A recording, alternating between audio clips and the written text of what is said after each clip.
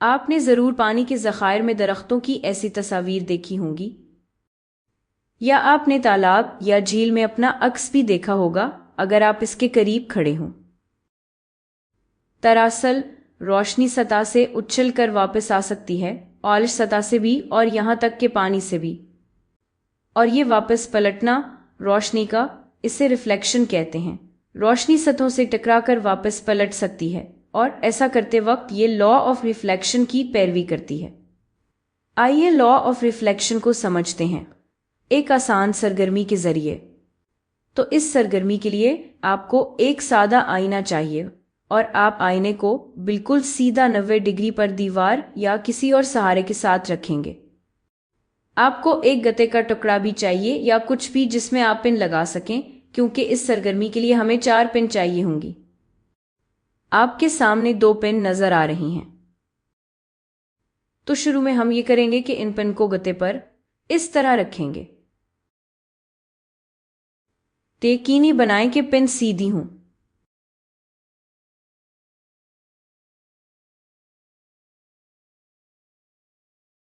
अब हम क्या करेंगे कि हम इस तरफ जाएंगे और 2 मजीद पिन लगाने की कोशिश करेंगे, लेकिन ये ध्यान रखेंगे कि ये चारों पिन एक सीधी लकीर में हों और हम पहली 2 पिन का अक्स सादे आईने में देख सकें। तो अब जब हम 2 मजीद पिन लगाएंगे तो ये भी ध्यान रखना है कि ये दोनों पिन भी इन 2 पिन के अक्स के साथ सीधी लकीर में हों, यानी पहली 2 पिन के साथ।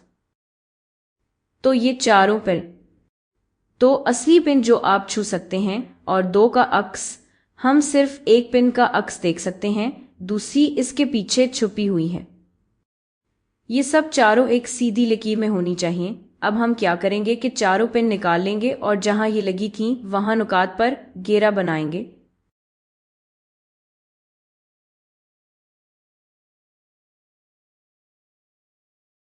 अब हम बाएं तरफ के 2 नुकात और दाएं तरफ के 2 नुकात को सीधी लकीरों से जोड़ सकते हैं,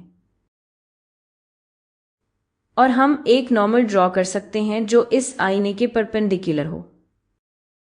अब अगर आप इन दोनों जावियों को मापने की कोशिश करें, ये दोनों जाविये यहाँ, तो दाएं तरफ वाला जाविया तकरीबन 30 और 40 के दरमियान आता है, कहीं 30 और 40 के बीच, ठीक है, तकरीबन 35 डिग्री। और ये बाएं तरफ वाला जाविया भी 30 और 40 के दरमियान है। ये कहीं 32 के करीब है, तो जाविये तकरीबन बराबर हैं।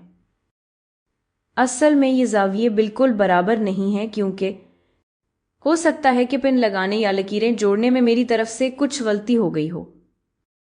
ये सब काम बहुत एहतियात से करना होता है। अगर आप ऐसा करें तो ये जाविये बिल्कुल बराबर आएंगे।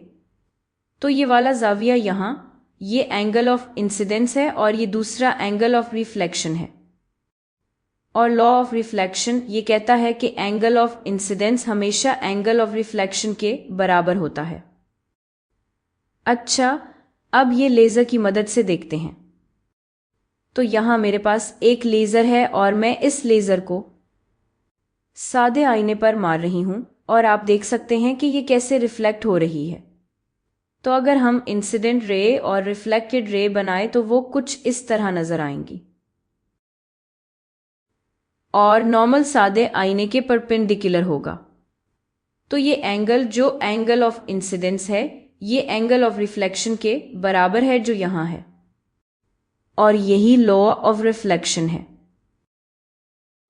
कमाल की बात यह है कि हम ये लॉ सिर्फ मेज और कुर्सी पर बैठकर और कोई सरगर्मी करके भी मालूम कर सकते हैं, और ये लॉ पूरी दुनिया में हर जगह लागू होता है।